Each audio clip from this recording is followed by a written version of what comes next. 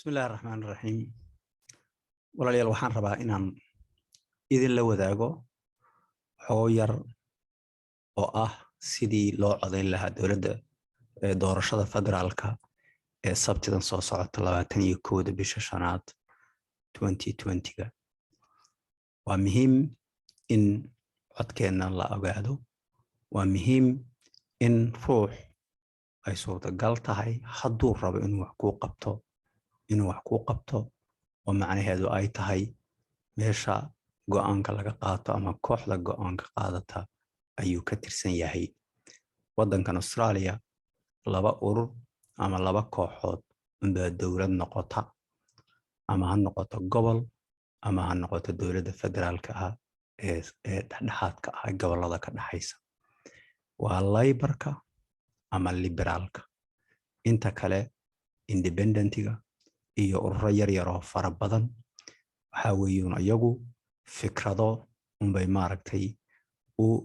waxa la dhaho advocate u sameeyaan ama u doodaan oo ay u hadlaan ayagoo miidiyaha iyo waxyaalo kala bedelan isticmaalahaya ay maaragtay isku dayayaan inay wax bedelaan mooyaane ayagu go'aan ma qaadan karaan sababtoo dowladda ma ay aho haddaba waxaa laga maarmaan ah maadaama aanu nahay qowmiyad tiradoodu yar tahay waddankanna ku cusub tabarteeda xagga raadaynta xagga dhaqaalaha xagga nidaamka fahamka uu hooseeyo baahi dheeraada ayaanu u qabnaa dowladda ka badan qowmiyadihii kale naga soo horeeyay ama kuwa dadka aanu oosiga dhahnay ee Australiyaanka ah ee halkan dhowr ab joogay sadaradeed waxaan rabaa sanadkan inaan doorashadan qayb weyn ka qaadano sidaas ayaan u rabaa videogan u duubahayaa kow fikradda inaad si cad u ogaataan dad badan ayaan arkay wayna arrintaas ugu cadayn oo moodahayo ruux kasta oo la doortaba inuu wax ku qaban karo waddanka ururo ayaa maamula ururkaasi dadka ka tirsan ayaa fikradooda gudbin kara oo fikradooda markaa dowladda iyo nidaamka dowladda ama waxa oo policy-ga isu bedeli kara ruux hadlay oo kali arrintiisu ma soconayso markii ruux la doorto fikradda buu gudbiyaa wuu hadlaa mooyeene macnaheedu ma aho inuu asagu go'aan qaadanayo oo wasaaradaha ama shaqaalaha dowladda oo amri inay wax sameeyaan haddaba maxay ku kala bedelan yihiin ninkan hadda aan ka hadlahaya Patterson iyo mid kale oo ka tirsan urur kale ama independent ah waxay ku kala bedelan yihiin haday dawladda kooxdiisu Labourka oo aad ugu badan tahay gobolka hadda iyaga talada haya federaalkan inay noqdaan aad bay ugu badan tahay iyaga codka horeeya ay noqdaan oo ay ugu guuleystaan fikradaada ayuu dawladda si hoos ah wasiirada ra'iisul wasaaraha iyo baramiyaha u gudbin karaa marka arrintaasi waa arrin muhiim ah inaan ogaano inaan ku dayanin dad waxyaalaha ugu waaweyn ay ka fikirayaan ay tahay waxyaalaha la dhihi karo faakihaysi wada magaalooyin xaafadahan hadda aan joogno ee waliba laga soo doorto ururada yar yarka ah iyo dadka independentiga ah waxaad ogaataan waxa dadkoodii soo dageen 40 sano 50 sano 60 sano ka hor ayaa dadka hadda degan waalidkoodii baa yimid dhulkan raqiis buu ahaa si sahlan baa loo degi jiray dadkii markay duqoobeen ayay ciyaalkoodii ka dhaxleen guryahan hadda agaheena meelaha aan deganahay yar yarka ee ku yaala midkii la arkaba waa 2 milyan 3 milyan iyo wixii la mid ah macnaheedu waxay tahay ayaga oon wax badan oo saasa qabanin ayay milyaneer yihiin gurina kama walwalahayaan haday rabaan intay gataan ayay meel kale u guuri karaan inagu marka taas la mid manihin waa inaan ogaano farqiga inoo dhaxeeya dadka marka dad walidaabay dadkaasi u haystaan inay ka walwalaan arrimo kaleete oon ahayn quutliyomka iyo waxbarasho iyo wixii la mid ah kama walwalahayaan marka saadarteed waa muhiim in aanu inta ay waliba ina rabaan ay diyaarka u yihiin inayna dhageystaan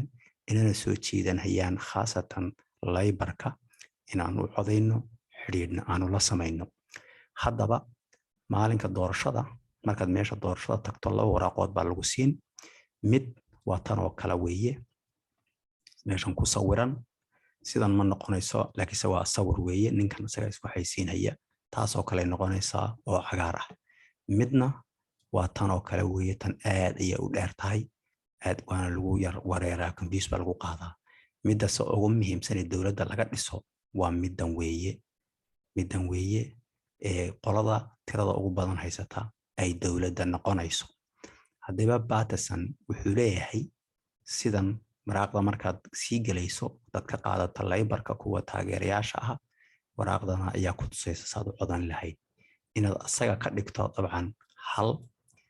aadan aad ka dhigto 2, kan aad ka dhigto 3, kan aad ka dhigto 4, kanna aad ka dhigto 5, kanna aad ka dhigto 6, kanna aad ka dhigto 7 oo siiso, kanna aad siiso 8, kanna aad siiso 9. ama waxaad samayn kartaa dan midabka ka bedela hadda inaad intaad asaga 1 siiso ayar inta kale tirada halka kala wado ilaa aad mid kastaba tira ka siinayso. asagaad 1 siisay, kanaad 2 siin, kanaad 3 siin, kanaad 4 siin, kanaad 5 siin,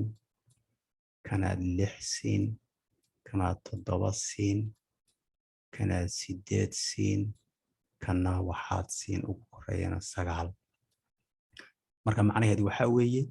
ruux kasta tiraad siisay, 2 tiradoodu isku mid tahay ma jiraan, mid kastana tiraad siisay. saddexdaana waa arrin muhiim ah weeye, inaad mid kasta number tira siiso adoo 1 ka bilaabahaya. 2 waa inayna isku tira noqonin, macnaha ka soo qaado kale kana 7 ka dhigto, kana inaad 7 ka dhigin oo kale, waana inaad dhammaantoodna tira aad siiso. kan kale hoosta ah oo sanadka markaad u timaado sharcigi waxba laga yara bedelay. berigi hore waxay ahaan jirtay xagga kore waraaqda line baasaa u xariiqan, line baasaa soo u xariiqan madow, korka inaad ka codayso iyo inaad hoosta ka codayso dooraad lahaan jirtay. korka hadaad ka codayso 1 keli aan baad dooran jirtay, ama hoosta intaad ka codayso iyagoo fara badan oo halkan ku jira inaad number wada siiso ama intooda badan. hadda waxaa laga dhigay korkii 6 inaad codayso ugu yaraan 6. waad ka badin kartaa laakiinse codkaagu soo u tirsamo waa inaad 6 tira isku xigta aad siiso oon isku midna ahayn. sidoo kale haddaan laybarka siino 1 haddaan ka dhigno laybarka oon siino, wuxuu leeyahay u meesha ay ku taalo 2 siiya, wuxuu leeyahay meesha ay h ku taalo 3 siiya, meesha ay w ku taalo 4 siiya, meesha ay I ku taalo 5 siiya, meesha ay ku taalo 6 siiya. hadaad rabto waad sii wadi kartaa inta haddaad ku joojiso socodkaagi wuu soconayaa. sidii aan haddaay iri oo kale waxaan aniga idinkula talin iyadana hadday arrintan idinku yar adag tahay inaad ayar intaad asaga 1 siisaan, halkan ka wadaan oo tirahdaan 2, kana 3 siiso, kana 4 siiso, kana 5 siiso, kana 6 siiso. aad uga kala fogow sidii yiri sameeya. labada markaad samayso inaad waraaqihii intaad mid kastaba isku laabto, mid kasta boxkeeda aad ku rido, kan aad ku rido midka cagaarka ah, kana aad ku rido boxka cad aad ku rido. marka way ku dhamaatay. saan iri waa muhiim. meesha aan ugu badannahay dadkeena bariga Afrika ka soo jeeda ama Soomaalida waa kursiga Melbourne oo dhaho, ama ha noqdo Melbourne oo councilka ah, ama ha noqdo Melbourne oo gobolka ah, ama ha noqdo Melbourne oo federaalka ah. saddexda kuraasbana labada urur ee waaweyn ee wadanka talada markasta qabta midnana kooxdoodu gacanta kuma hayaan. innagana qaybaan ka nahay arrintaasi, sababtoo ah waa kursigaan ugu badannahay. ilaa waxaan aaminsanahay 2000 waan gaaraynaa haddaynan ka badanin dadka innaga ee codeeya ee meeshan degan. saa daraaddeed inuu codkeenu muuqdo waa lagama maarmaan.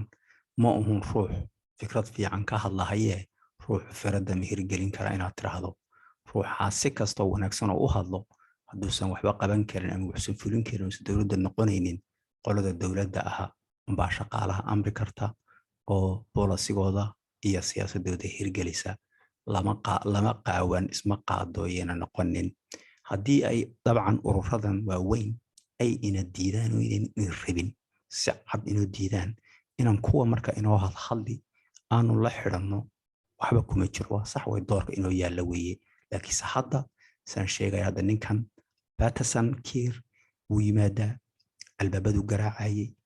inuu xidhiir la sameeyuu rabaa inuu ina bartuu rabaa inuu fikraddeena maqluu rabaa inuu fikraddeena marka gudbiyo oo dowladda u sheego wasiirada u sheego ra'iisul wasaaraha u sheego barnaamijyaha u sheego ayuu diyaar u yahay marka innagoo taa heli karna maxaanu urur kale ama ruux independent ah oo un hadal mooyeena wax toos ah ku qaban karin ama urur yar maxaanu aanu waqtigeena iskaga dilaynaa saas waxaan rajeynayaa fikradda inaad qaadanaysaan meelaha kaleetana sidoo kale waad ogaas qaadan kartaan laakiinse kursiga ugu muhiimsan saan sheegahayay ee codkeenu uu wax tari karo macnaheedu waxa weeye tiradeenu way badan tahay waa Melbourne way ama haddase waa federaalka wax laga hadlahayo markuu yimaado council markuu yimaado gobolkana